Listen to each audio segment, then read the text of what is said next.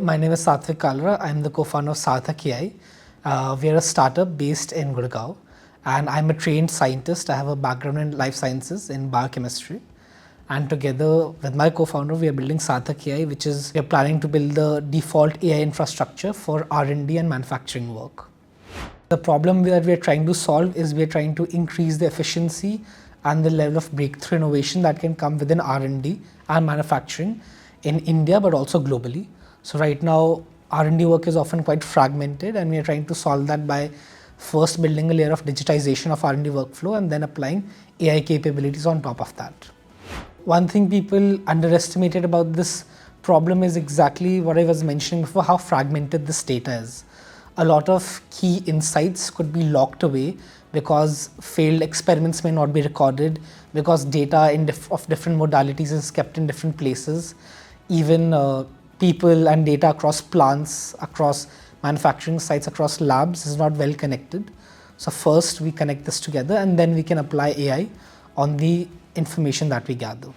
So one of the toughest challenges is actually convincing the scientists who are our end users to adopt this platform and its capabilities, because they already do a lot of work in R&D labs, and having them do that and then come to the system and have all that data be put in a single place by them, that requires, they're often quite lethargic, or they might not see the value right way of doing so. So our job is to make sure that they actually get the value of doing so right away. And over time, as more and more knowledge builds on the platform, they get to use more and more capabilities and use AI more closely in their daily workflow. In relation to the previous answer, what has actually surprised us the most is how much scientists are now starting to see the value, not only by using our platform, but in general. I think R&D scientists, people who work in different chemical life sciences segments, they are starting to see more and more how much valuable AI can be in their daily workflows. And so they're willing to spend that amount of time and that initial effort to get the value out of the systems and tools that we can provide to them. So in the next 3 to 5 years, success would be if we actually become the default AI infrastructure for R&D work, both in India but also globally. We want to be the go-to platform, our platform both scientific. We want that to be the go-to solution for scientists who are looking to integrate AI into their daily workflows without actually having to become AI scientists, but doing their regular work and using all the capabilities that we provide to them. The most valuable benefit, first of all, it has been to see the other startups here, what type of revolutionary work they are doing and how we can be inspired from them. And then all the mentors that we'll be talking to here and that we've already talked to so far, they have provided some very, very valuable feedback as to how we can fine-tune our product further to make it fit the market better. So because they come from that side, they come from that business domain, they have so many years of experience about what actually works in the market. Them providing us that feedback has been very, very valuable for us.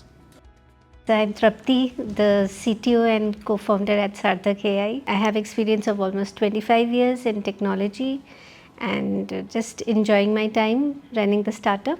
So we are solving all the challenges that come with doing R&D, such as messy data, a lack of enough data to really use AI in the workflows, lack of reliability or trusting algorithms to aid the human scientist, being able to do true R&D research, accelerating all of that for the scientist.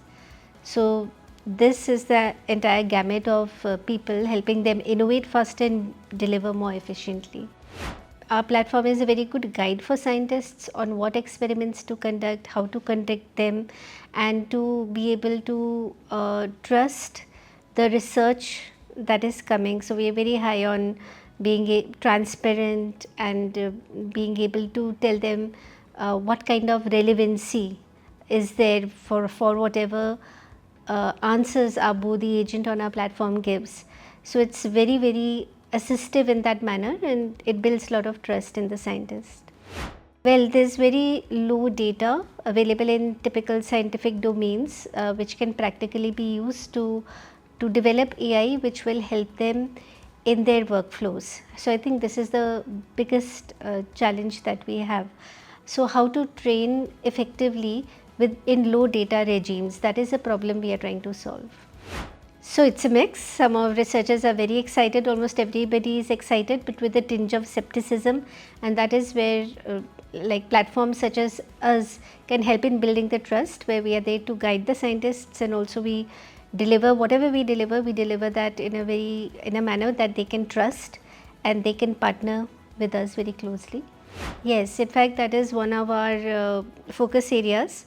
So one is along with both scientific, which is our platform, we have another sister platform, Epistem Labs, where we can train larger models for industry and in partnership with institutes. But more than that, it's the AI labs, which is very exciting for us, where we can have autonomous labs and semi-autonomous labs, which is where the future lies. Because in order to really leverage AI to the fullest, we'll need kind of automation in how we do the lab work. So autonomous labs are very relevant, and AI will be aiding in leveraging all the data that we can produce and learn from. I mean, just coming here and learning about all the startups and getting to understand what Reliance as a culture, what kind of talent exists at Reliance that we can learn from.